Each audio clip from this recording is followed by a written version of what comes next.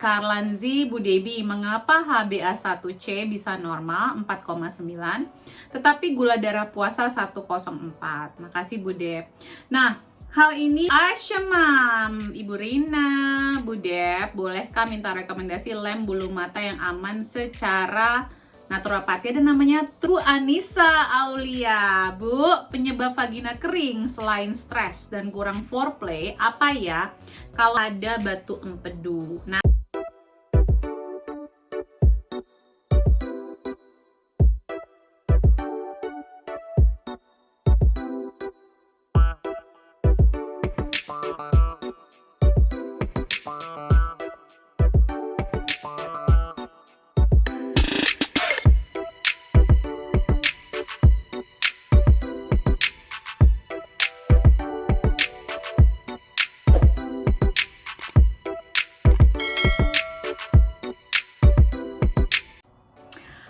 kembali lagi bersama saya, Debbie Jean-Marie, your favorite naturopathic practitioner.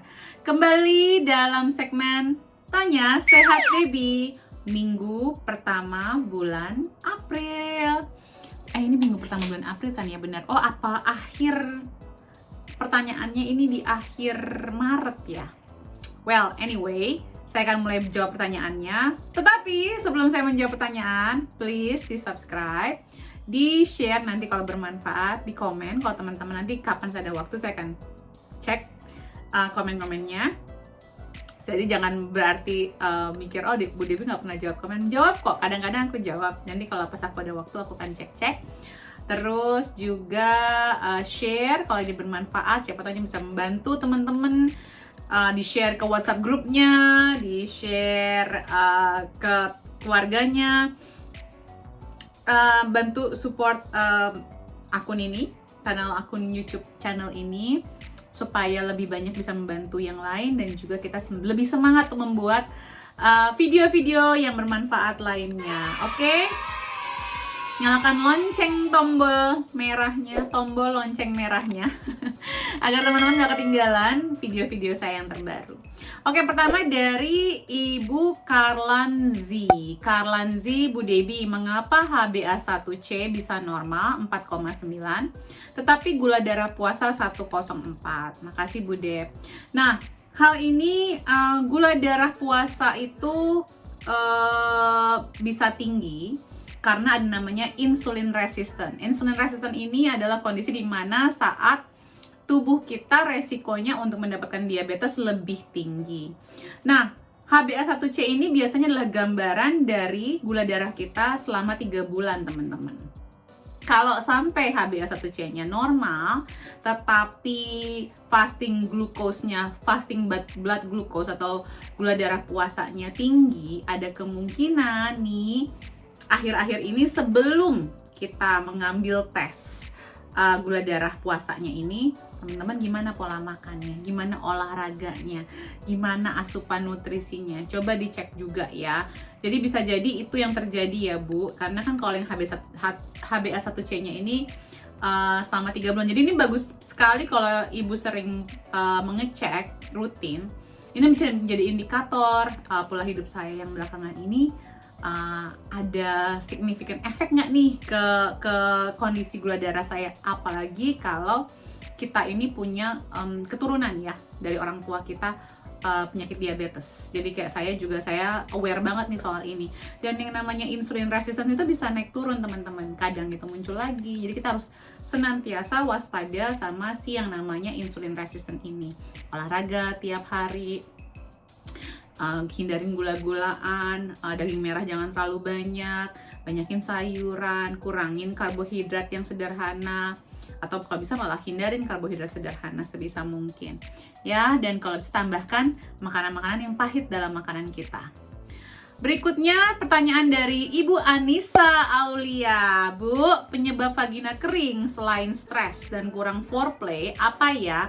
Kalau natural loop apa ya? Oke, bisa jadi karena kondisi autoimun. Ya, ada beberapa autoimun yang membuat mata kering, vagina kering. atau gejala ke autoimun ya Bu. Jadi belum tentu full autoimun diagnosa. Kalau kita udah ada kondisi seperti ini, kita harus waspada. Wah, jangan-jangan kalau yang Ibu Anissa kan udah tahu ya tentang leaky gut protokol, bisa dilakukan, dihindari makanan-makanan bisa mencetus kondisi leaky gut. Berikutnya dari Ibu, tadi belum selesai Ibu Anissa Aulia jawabannya berarti ya. Kalau untuk yang alami itu lubrikasi. Untuk melubrikasi adalah bisa pakai EVCO, bisa pakai any healthy ini ya Bu ya, oils itu bisa digunakan. Kayak sunflower oil mungkin, pokoknya yang aman buat Ibu, almond oil, avocado oil, terus juga bisa menambahkan flaxseed oil juga bisa gitu. Dan coba IFT-kan dulu Bu, IFT-kan dulu. Kemarin ada yang baru menikah, dia bilang, lu sakit banget Bu, gimana dong segala macam. Saya suruh untuk sama-sama telanjang dulu suami istri, lalu pelan-pelan dicium dulu keningnya, dicium matanya. Jadi perlahan-lahan hidung, pipi, bibir. Jangan langsung ke area vagina. Punggung, tangan, payudara, perut, pokoknya kaki. Hindarin dulu vaginanya. Punggung terutama ya, ternyata banyak sekali. Saya salah satunya, punggung saya itu ternyata banyak yang menstimulasi titik-titiknya. Itu juga saya baru tahu ketika suami saya mencoba mengeksplorasi badan saya. Walaupun kita sudah menikah bertahun-tahun ya, nggak ada salahnya loh untuk sama-sama seperti itu. Kita juga bisa melakukan kebalikannya ke suami kita ya. Untuk menghargai kalau tubuh kita itu beautiful dan indah, dan banyak titik-titik yang sebenarnya bisa menstimulasi kita, teman-teman. Nah, ini gunanya untuk staycation suami istri doang, nggak ada anak-anak, untuk melakukan hal ini. Jadi istilahnya bersentuh, nyentuh lagi. Walaupun kita udah terbiasa ya menikah saya udah hampir 20 tahun, tapi it's good to actually explore your body lagi. Kadang-kadang juga ada pengaruh selain stres ya, kita juga ada sebagai perempuan nih, saya seorang perempuan ya, ada ngerasa nggak percaya diri juga dengan tubuh kita sendiri. Aduh, saya udah umur segini, masih bagus nggak ya ini? Dan terkadang ketika suami melakukan hal itu tuh, kita merasa kepercayaan diri kita meningkat. Dan apalagi kalau suami tambah-tambah, aduh ini payudara kamu tuh indah sekali ya, pinggang kamu, kulit kamu. Kata-kata yang seperti ini itu luar biasa dampaknya ke psikologi kita.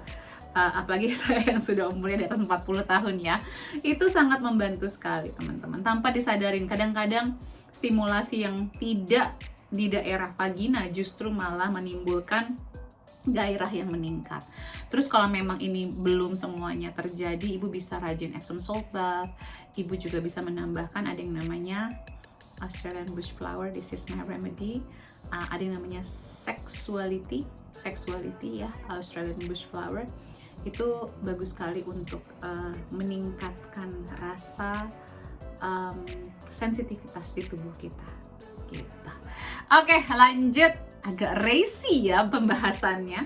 Ibu Siti Sarah Hamid, Bu Dep, otot yang lemah pasca recovery COVID gimana ya? Oke. Jadi teman-teman, yang namanya COVID ini virus yang memang menimbulkan inflamasi. Nah, otot yang lemah, ini banyak sistem saraf juga ada yang kena efek sampingnya ya. Tentunya makanan bernutrisi, makanan yang anti-inflammatory. Kalau saya juga latihan lagi ya, latihan muscle-nya. Makanya teman-teman sebelum kena COVID, mendingan sekarang latihan beban, banyakin latihan beban, fokus di beban instead of daripada hanya fokus di aerobik saja atau kardio saja. Mengencangkan otot itu, menguatkan otot itu sangat penting buat siapa aja, berapapun umur kita. Makanan-makanan yang anti-inflammatory, jadi sayur tuh anti-inflammatory, rempah-rempah anti-inflammatory. Menambahkan vitamin D, pastikan harus optimal, karena vitamin D menjamin penyerapan dari kalsium dan magnesium yang sangat penting buat otot kita. Vitamin C, vitamin B kompleks ya, itu juga penting, dan fish oil. Ibu Mama Wallace, Budep, saya kalau stres perut kiri bawah nyeri seperti ditusuk-tusuk. Kira-kira kenapa ya Bu? Semoga Ibu sehat selalu. Terima kasih. Kalau mengira-ngira, ini ada dua kemungkinan. Mungkin Ibu ada disebut namanya GERD. Ya, GERD itu adalah jadi LES atau Lower Esophageal Sphincter Ibu, katup di bawah antara esophagus, kerongkongan kita sama perut kita itu kan ada kayak katupnya ya. Nah, ini mungkin ya itu ada iritasi di situ karena asam lambung, mungkin asam lambung Ibu ketinggian, pola makan Ibu seperti apa, kalau banyak makanan olahan, tepung-tepungan, gula, itu bisa mempengaruhi. Nah, ini apalagi kalau berhubungan dengan stres. Nah, ini yang menyebabkan GERD itu adalah stres. Jadi memicu adalah stres. Begitu stres itu dinding lambung kita menipis, lapisannya menipis, terus juga ya meningkat ya asam lambung, jadi perutnya tuh kayak begah banget gitu Bu.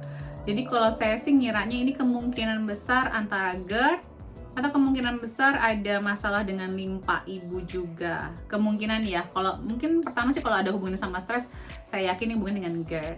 Jadi sembuhkan GERD-nya ya Bu. Dari Ibu dari Feni, abis melahirkan di tangan selalu muncul eksim. Pas anak kedua makin parah. Treatmentnya apa Bu?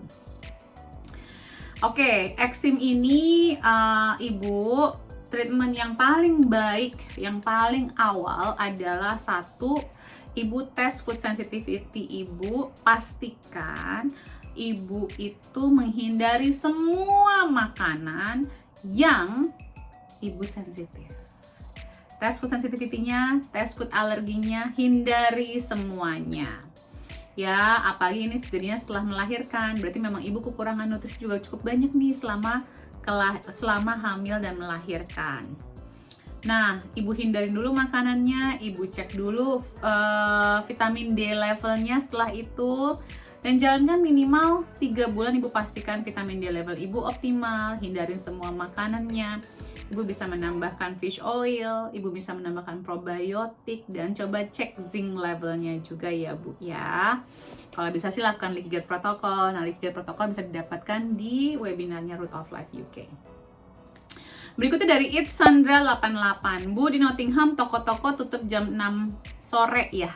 Enggak juga, tergantung toko apa. Kalau toko-toko high street, toko-toko pakaian, iya sekitar jam 5, jam 6 gitu ya. Sepatu, baju itu jam 5, jam 6.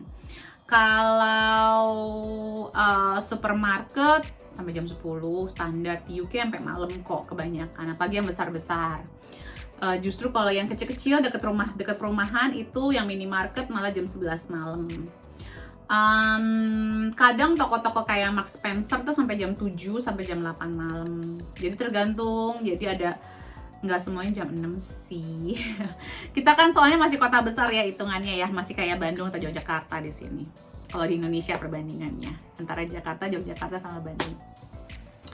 Ibu Nana Haruna, halo Bu Debbie, empedu itu fungsinya apa ya? Kenapa ada batu empedu? Nah, jadi gini, teman-teman, empedu itu sendiri atau gallbladder ya, itu fungsinya untuk menyimpan si bile, cairan empedu. Nah, jadi buat nyimpen di situ nih si bile-nya.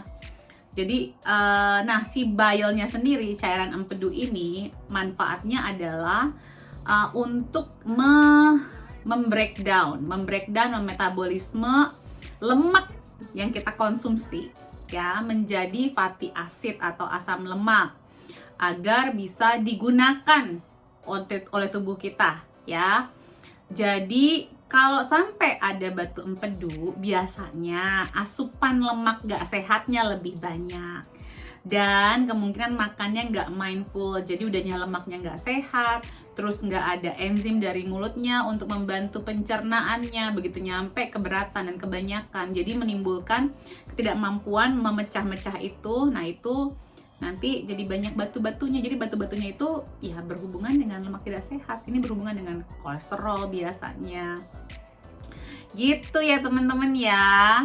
Batu empedu itu bisa terjadi. Kebanyakan ini justru yang terjadi sama orang-orang yang langsing-langsing loh, bukan yang gemuk-gemuk banget loh. Kurang mindful eating, makannya buru-buru, terus makannya yang goreng-gorengan, dikit tapi makannya goreng-gorengan semua. Berikutnya, Ibu Nana Haruna juga, kalau organ limpa itu fungsinya untuk apa aja Ibu sayang? Oke, bagus sekali nih. Organ limpa atau spleen ya bahasa Inggrisnya, ini berhubungan erat dengan lymphatic system tubuh kita. Dia gunanya untuk memfilter darah kita dan berhubungan dengan digestive system kita atau sistem pencernaan kita. Jadi dia bisa memfilter darah. Kalau darah udah rusak, difilter. Jadi buat menjamin darah yang dialirkan lagi tuh yang sehat, nanti yang kotor dilimpar ke lymphatic system, membuat antibodi untuk juga melawan patogen, teman-teman. Saya tidak punya asuransi kesehatan, itu yang pertama. Kalau pertanyaannya Ibu Metanoli, karena saya pernah punya, terus saya pikir percuma gitu. Percuma kenapa?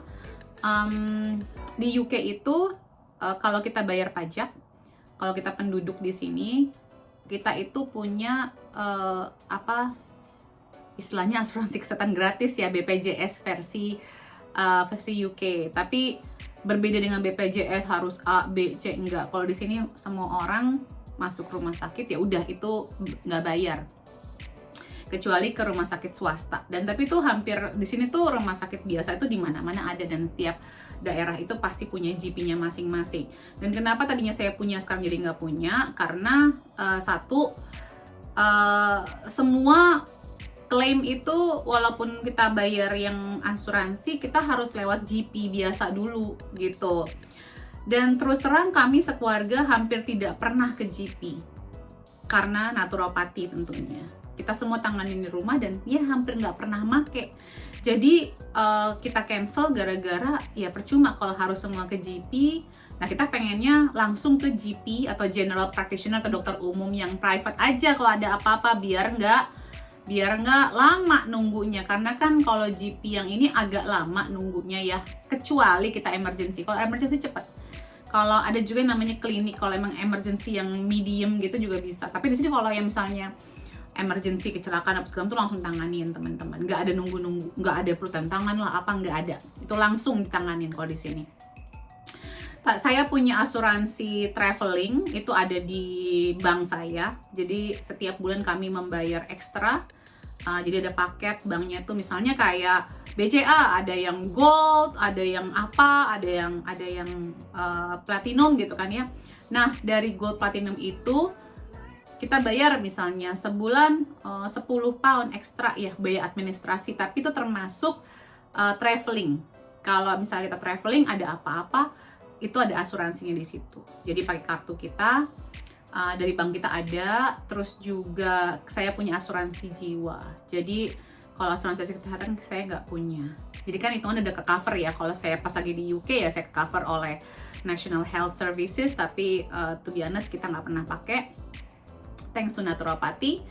Terus kalau kita traveling kita ada yang dari bank, dan kalau yang di ada asuransi jiwa. Udah itu aja sih. Oke, dari Ibu Asyamam, Ibu Rina, Bu Dep, bolehkah minta rekomendasi lem bulu mata yang aman secara naturopati? Ada namanya True Glue, Bu. True Glue. Saya belinya dari Kanada. Sebentar saya tunjukkan mana ya. Oke. Nih dia. True Glue. Ya, ini yang cocok. Pakem banget, Bu. Pakem True Glue. Kalau nggak salah Amerika atau Kanada ini perusahaannya.